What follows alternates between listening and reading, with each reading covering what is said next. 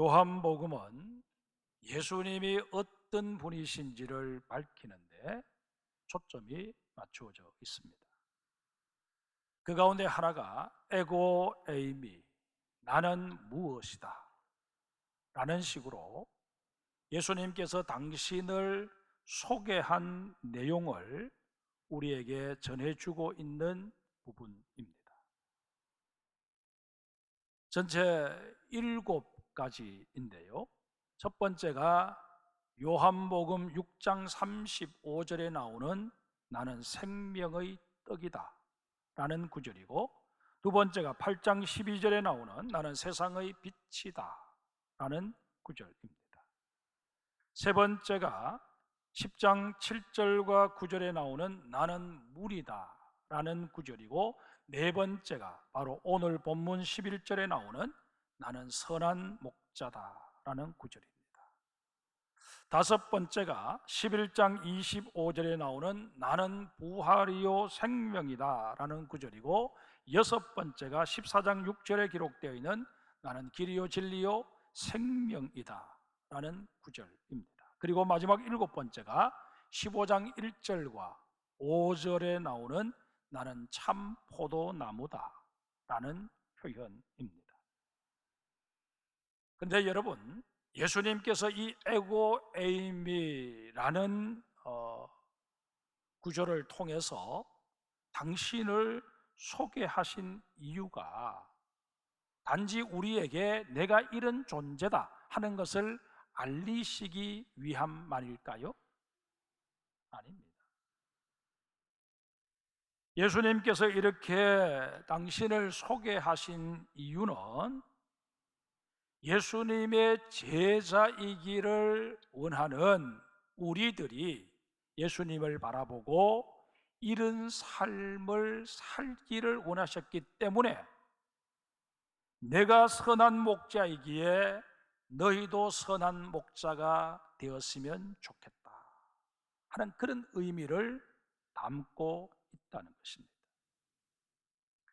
다시 말해서 예수님께서는 당신의 제자된 우리들이 세상에서 생명의 떡으로, 빛으로, 문으로, 선한 목자로, 부활의 증인으로, 길과 진리의 이정표로, 참 포도나무의 가지로 살기를 원하셔서 이런 말씀을 우리에게 들려주고 계신다는 것입니다. 따라서 오늘은 이런 관점에서 오늘 본문을 살펴보고자 합니다.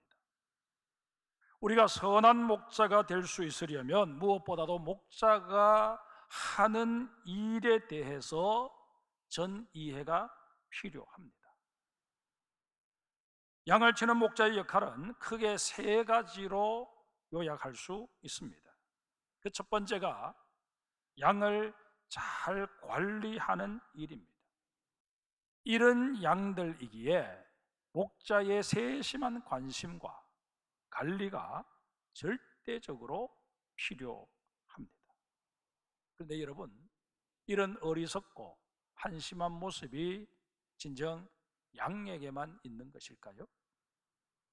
우리 인간들에게는 이런 모습이 과연 없을까요?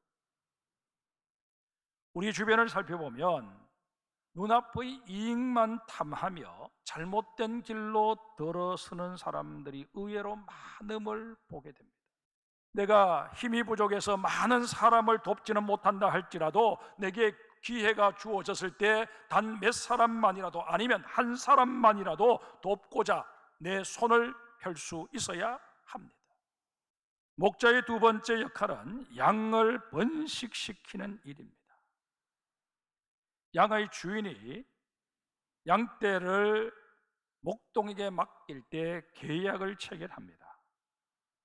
현재 양이 몇 마리인데 1년 후에 돌려줄 때에는 몇 마리여야 한다 하는 것이 계약서에 명기됩니다. 만약 이 계약을 지키지 못했을 경우에는 주인이 목동에게 지불해야 될 임금에서 모자라는 양의 수만큼 값을 제하고 지불되었다고 합니다. 이런 까닭에 목동들은 양의 번식기인 4월이 되면 밤잠을 설쳐가면서 양들이 새끼를 가질 수 있도록 애를 쓴다고 합니다. 또 양들이 새끼를 갖게 되면 잘못되지 않도록 각별하게 신경을 씁니다.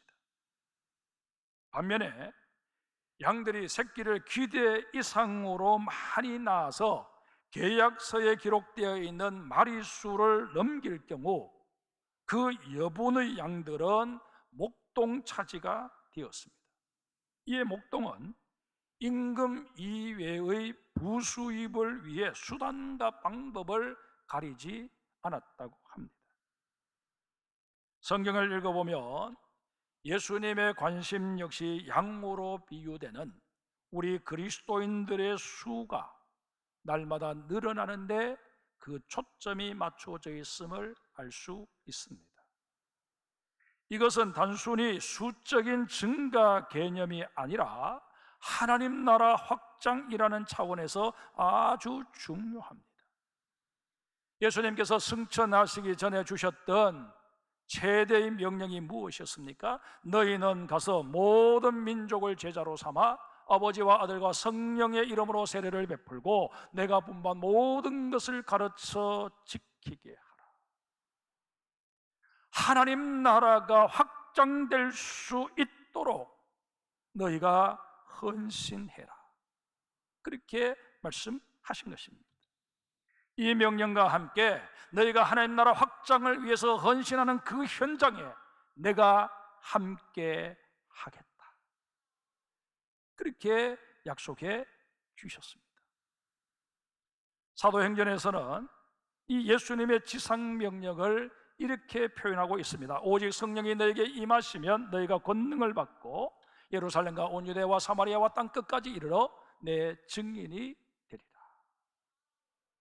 전혀 다른 표현처럼 보입니다. 하지만 이 두 표현은 같은 의미입니다.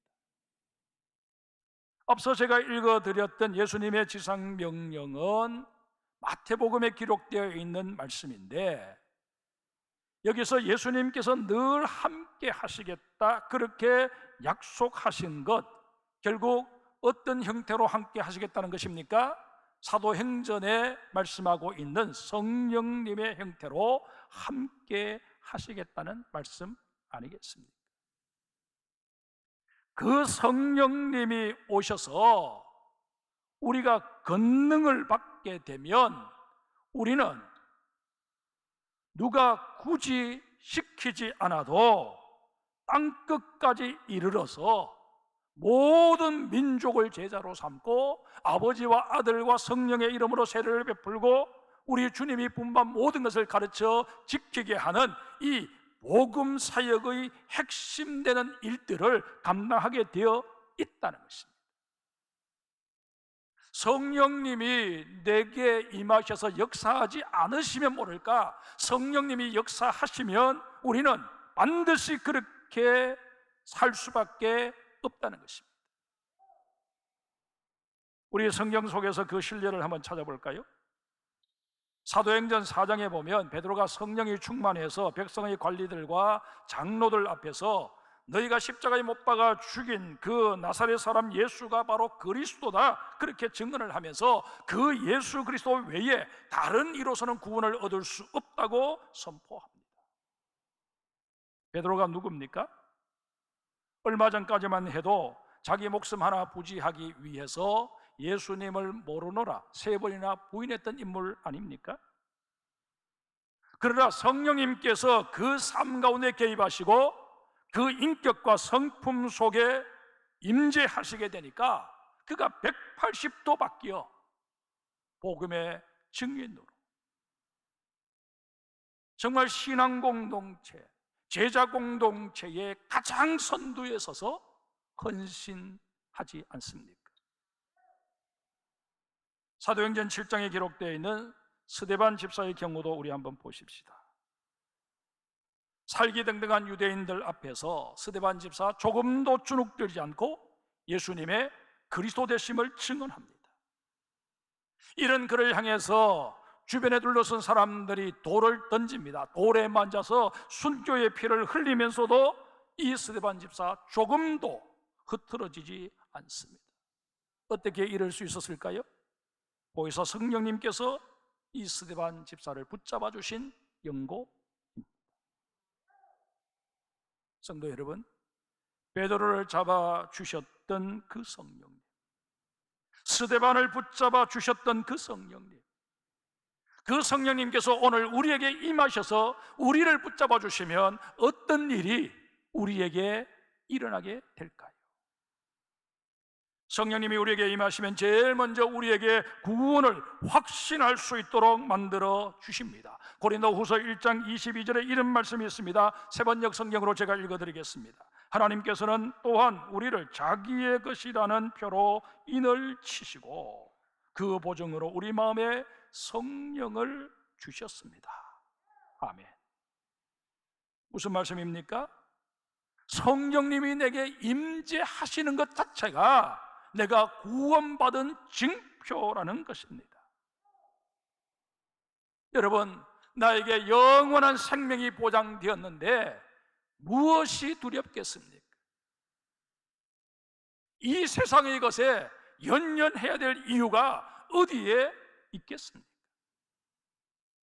바울로 성령님께서는 우리의 전도 현장에 함께 하셔서 우리가 해야 할 말을 우리의 입에 담아 주십니다. 화면을 보시고 마태복음 10장 20절 말씀을 우리 같이 읽겠습니다. 말하는 이는 너희가 아니라 너희 안에서 말씀하시는 아버지의 성령이시다. 아멘이십니까? 이 말씀에 아멘하고 나면 사실 전도가 망설여질 이유가 없습니다.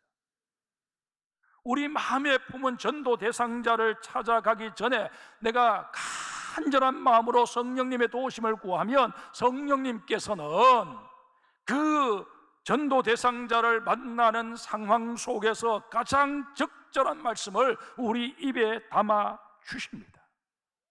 그 상대방이 복음을 받아들이고 받아들이지 않고는 차후의 문제입니다. 상대방이 복음을 받아들이지 않는다고 해서 여러분, 내가 잘못 전했나 보다, 내가 전도할 때는 성령님이 역사하지 않으시는가 보다 그렇게 생각하고 의기소침해야 할 이유가 하등에 없습니다. 베드로나 바울이 복음을 전했을 때도 거기 모여있던 사람들이 모두 다 복음을 받아들인 것은 아니지 않습니까?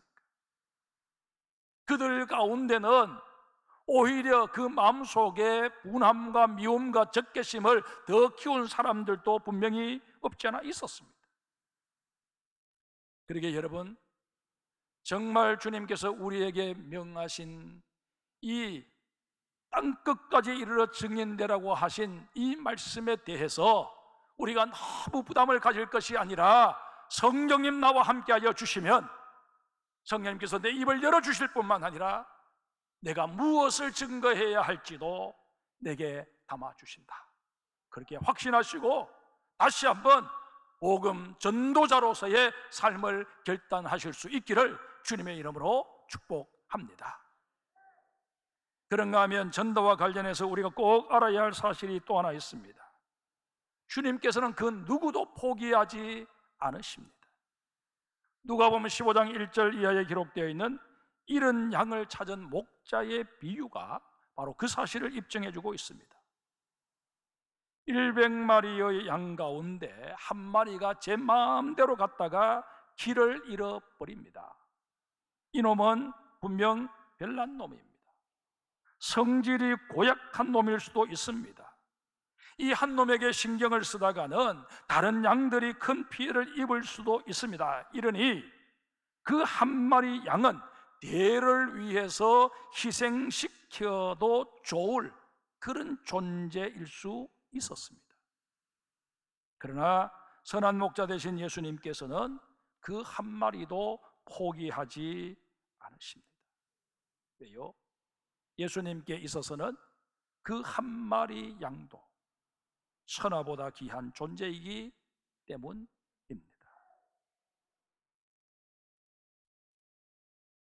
그러기에 우리는 이 세상에 나를 통해 복음을 전해 듣지 못할 사람은 없다. 그렇게 늘 생각하셔야 하고, 정말 세상에서 형편없는 삶을 살아가는 사람이 교회에 전도되었다고 해도 그것 때문에 마음에 불편함을 가진다거나, 하필이면 왜 저런 사람 전도해 와서, 그런 생각 꿈에라도 가져서는 아니 될 것입니다. 우리 주님의 관심이 저분에게도 향하여 있었구나. 너무 감사하다. 나는 미처 헤아리지 못했는데 우리 주님이 저분이 전도되어 오게 하심으로 말미암아 내 생각이 그동안 얼마나 편협했는지를 깨닫게 하시니 감사하다. 그렇게 고백하는 우리가 되어야 할 것입니다.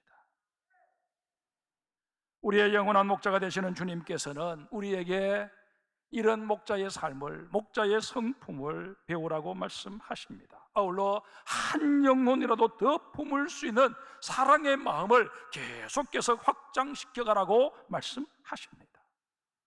우리가 한 사람의 그리스도인으로서 더욱더 성숙되어 간다는 게 어떤 의미일까요? 쉽게 말씀을 드리면, 어제까지는 내가 도저히 사랑할 수 없다고 여겨졌던 사람이 오늘은 저 사람도 내가 사랑해야지, 사랑할 수 있겠다, 이런 마음을 가지게 되는 것, 이게 바로 성숙입니다.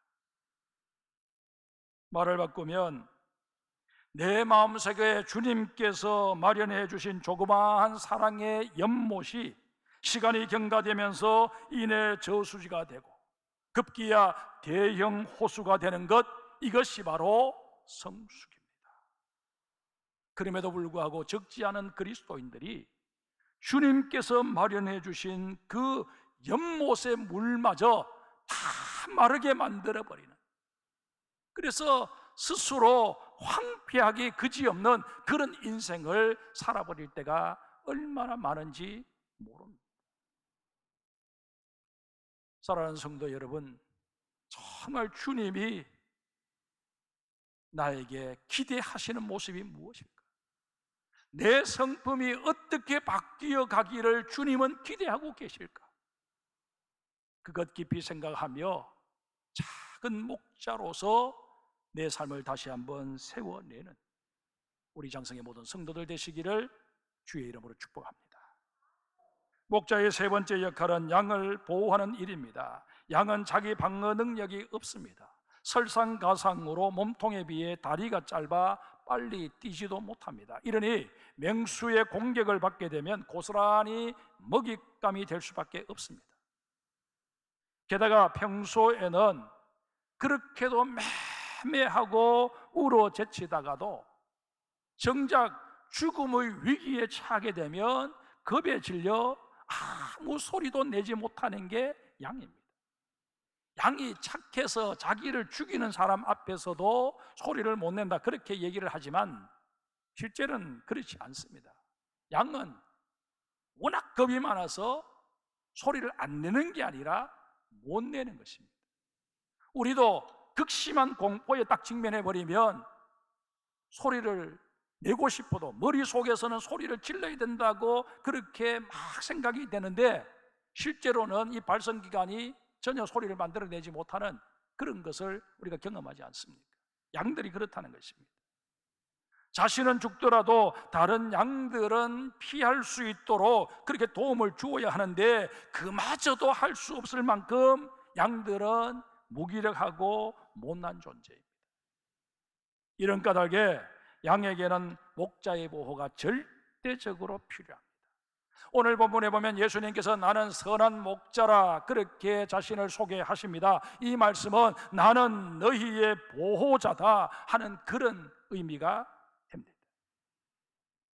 유대 나라는 초지가 잘 발달되어 있지 못합니다. 그러다 보니 우리나라처럼 아침에 양떼를 몰고 나가서 가까운 들판이나 야산에서 시컷 풀을 뜯어먹게 하고선 저녁이 되면 다시 집으로 몰고 들어오는 그런 방식으로는 목축을 할 수가 없습니다.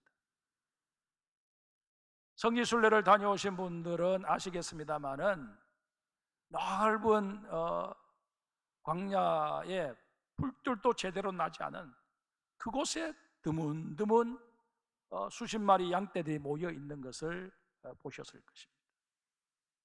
그렇게 한 번 양을 몰고 나가면 여러 날, 심지어 어떤 경우는 2달, 3달 그렇게 양을 몰고 빙 돌아서 다시금 돌아오는 것입니다. 그러다 보니 들판 곳곳에 이 양들을 보호할 목적으로 돌로 원형이나 사각형 담을 쌓아 우리를 만들어 두었습니다. 우리 한쪽에는 아주 좁게 만들어진 입구가 있는데 그 입구로 양들을 다 우리 속에 집어넣은 다음에 그 입구에 목자가 누워서 노숙을 합니다. 양들이 밖으로 나오지 못하도록 막는 역할도 하고 또 맹수들이 양들을 공격하는 것을 막아주는 그런 일을 하기 위해서 그 자리에 자리를 잡고 노숙을 하는 것입니다.